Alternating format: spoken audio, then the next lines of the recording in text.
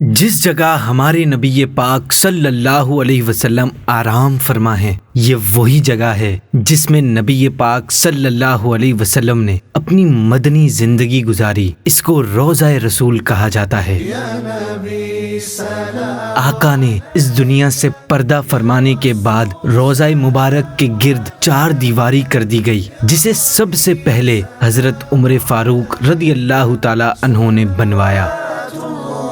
حضرت عبداللہ بن محمد بن عقیل رحمۃ اللہ تعالی علیہ کہتے ہیں، میں روزانہ رات کے آخری حصے میں گھر سے نکل کر مسجد نبوی میں آتا اور سب سے پہلے روضہ رسول پر حاضری دے کر سلام پیش کرتا اور پھر اپنی نماز کی جگہ آ کر بیٹھتا اور صبح کی نماز پڑھنے تک وہیں رہتا۔ ایک بارش والی رات میں جب گھر سے نکلا تو رستے میں مجھے بہت ہی پیاری خوشبو محسوس ہوئی، اور رب کریم کی قسم میں نے زندگی میں کبھی ایسی پیاری خوشبو نہیں سونگھی تھی۔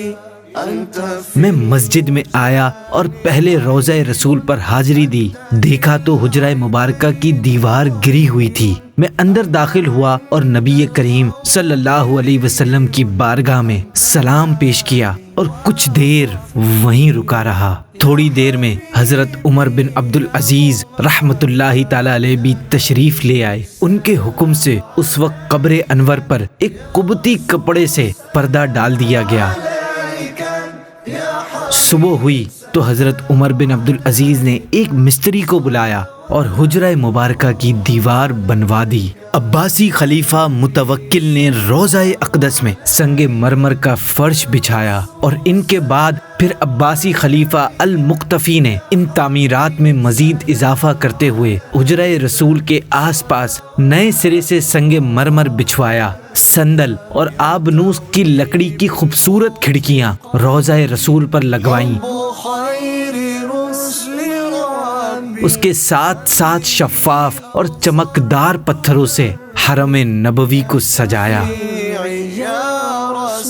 اس کے بعد پھر عباسی خلیفہ المستضی بھی امر اللہ نے ہلکے نیلے رنگ کے ریشمی پردے تیار کروائے، اور ان پردوں کے کونوں پر چاروں خلفاء حضرت ابو بکر، حضرت عمر، حضرت عثمان، حضرت علی رضی اللہ تعالی عنہم کے نام لکھوائے اور اسے روضہ رسول میں لگوایا۔ اس کے بعد حاکم ابو الحجائی نے باریک سفید مصری کپڑے سے بنا پردہ ڈالا، جس پر لال اور زرد رنگ کی ریشم سے نقش و نگار اور یاسین شریف تحریر کی گئی تھی۔ پھر 668 ہجری میں سلطان رکن الدین بے برس نے سب سے پہلے روضہ رسول کے ارد گرد جالیاں لگوائیں، اور آگے چل کر 678 ہجری میں سلطان منصور قلاوون صالح نے اس عمارت پر گنبد کی تعمیر کروائی، اور اس کے بعد 881 ہجری میں سلطان اشرف نے روضہ رسول پر گنبد کو ازسر نو تعمیر کروایا۔ اس کے بعد آنے والے مسلمان سلاطین اور بالخصوص ترک بادشاہوں نے حسن اہتمام اور تمام تر دل نوازیوں کے ساتھ مسجد نبوی کی تعمیرات تو کروائی، مگر روضہ رسول کی تعمیر وہی رہی۔ 1233 ہجری میں عثمانی خلیفہ محمود خان بن عبد الحمید نے کسی ضرورت کی وجہ سے سلطان اشرف کا بنوایا ہوا گنبد شریف شہید کروا کر دوبارہ گنبد تعمیر کرایا۔ 1253 ہجری میں اس گنبد پر سبز رنگ کر دیا گیا، اور اس سبز رنگ کی وجہ سے اسے گنبد خضرا کہا جاتا ہے۔ عربی زبان میں سبز کو خضرا کہتے ہیں۔ اب تک یہ گنبد اسی رنگ پر چلا آ رہا ہے اور عاشقوں کی آنکھوں کی ٹھنڈک ہے۔ اللہ پاک ہمیں ہر سال حضور صلی اللہ علیہ وسلم کی بارگاہ میں حاضر ہو کر صلاۃ و سلام پڑھنے اور گنبد خضرا کی زیارت کرنے کی سعادت نصیب فرمائے، آمین۔